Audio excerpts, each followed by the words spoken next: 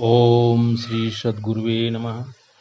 ब्रह्मानंदं परमसुखदं केवलं ज्ञानमूर्तिं द्वन्द्वातीतं गगनसदृशं तत्त्वमस्यादिलक्ष्यम् एकं नित्यं विमलं अचलं सर्वधि साक्षीभूतं भावातीतं त्रिगुणरहितं सद्गुरुं तं नमामि।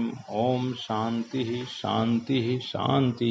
प्रणाम भगवान आज दृग्दृश्य विवेक में परम पूज्य ब्रह्मनिष्ठ महात्मा स्वामी श्री अखंडानंद जी महाराज का जो छठवां प्रवचन है वह इस प्रकार है। स्वामी जी कहते हैं कि दृग्दृश्य विवेक का सार क्या है।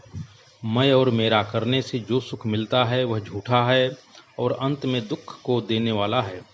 दृष्टा और दृश्य का विवेक करने का सार यह है, दुनिया में जहाँ और जब मैं और मेरा करके अपने को सुखी मानते हो, तुम्हारा वह सुख गलत है। जहाँ मैं और मेरा इन दोनों से मुक्त हो करके तुम सुख स्वरूप हो, वहाँ तुम्हें बैठना चाहिए।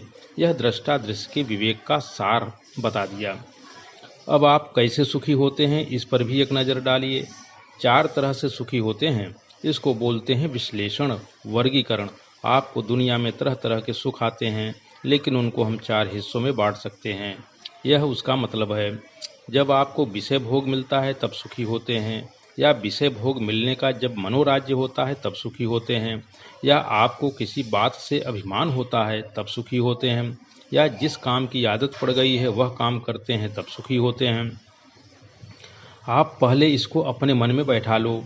विषय भोग की प्राप्ति से आप सुखी होते हैं।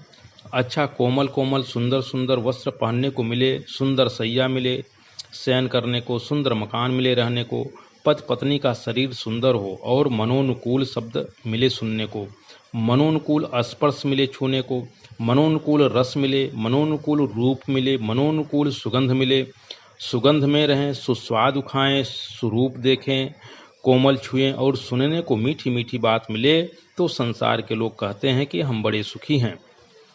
विषय भोग से जो सुख मिलता है उसको बोलते हैं हम बहुत सुखी हैं। दूसरे के पास देखते हैं तो बोलते हैं कि बहुत सुखी है, और अपने पास हुए तो समझते हैं कि हम बहुत सुखी हैं। इसकी अच्छाई बुराई पर इस समय हम विचार नहीं करते हैं। और एक बात यह है कि जब हम मनोराज्य करते हैं कि यह हमको मिलेगा, यह मिलेगा, यह मिलेगा, तो देखो एक आदमी के घर में तकलीफ थी पैसे की। बिल्कुल सच्ची बात सुनाता हूँ। 5-7 वर्षों से तकलीफ पैसे की थी, तो वे लोग कभी बहुत सुखी होते थे और कभी बहुत दुखी होते थे। पैसा तो घर में था नहीं, पर कभी सुखी हो जाते, कभी दुखी हो जाते। तो इसका कारण क्या था? इसका कारण यह था कि एक जगह से उनको रुपया मिलने वाला था 10 लाख, 20 लाख, 50 लाख। तो जिस दिन उनको आशा बंध जाती कि आज रुपया मिलने वाला है, तो साहब हमारे अनुकूल है, सेक्रेटरी हमारे अनुकूल है, मिनिस्टर ने हाँ कह दी, महीने 2 महीने में मिलने वाला है, तो उनके घर में खुशी छा जाती, खाते पीते खूब खुशी मनाते।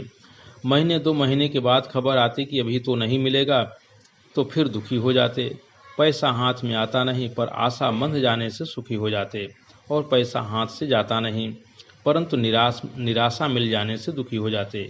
इसका नाम है मनोराज्य।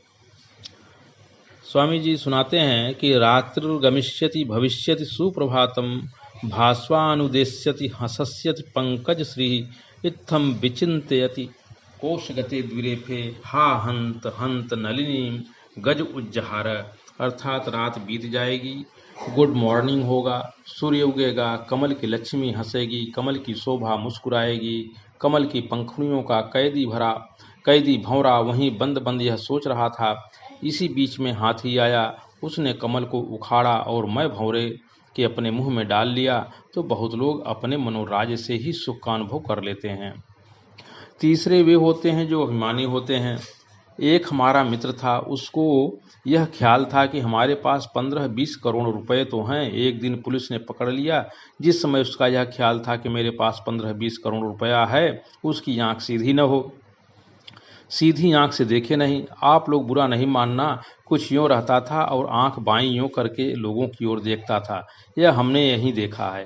मैं बम्बई में सन्यासी नहीं था, जब से आता हूँ। सन 35-36 में पहले पहले आया था, अब 34-35 बरस हो चुके हैं। कई श्रोता तो हमारे ऐसे सत्संगी होंगे जिनका उस समय जन्म ही नहीं रहा होगा। सन 35 में पहले पहले कल्याण के संपादन विभाग में काम करता था। रतनगढ़ से आके नेमाड़ियों की बाड़ी में अपना सामान रखा। हमारी जान पहचान के एक मिले तो हमारा सामान उठाकर जबरदस्ती अपने घर ले गए। उनके घर में ठहरा। व्याख्यान तब भी देता था, सत्संग होता था। उस समय एक आदमी के घर में 10 लाख रुपया था तो वह दोनों हाथ से पांव छूता और दबाता था। उसके बाद 20 लाख हुआ तो हाथ जोड़ने लगा। जब 50 लाख हुआ तब बोलता था, नमो नारायण स्वामी जी। जो हमारे चेले थे वे दंडी स्वामी हो गए तो देख करके कतरा जाएं, प्रणाम ही नहीं करते। यह सुख काहे का, यह बड़प्पन काहे का है, यह बड़प्पन अभिमान का है।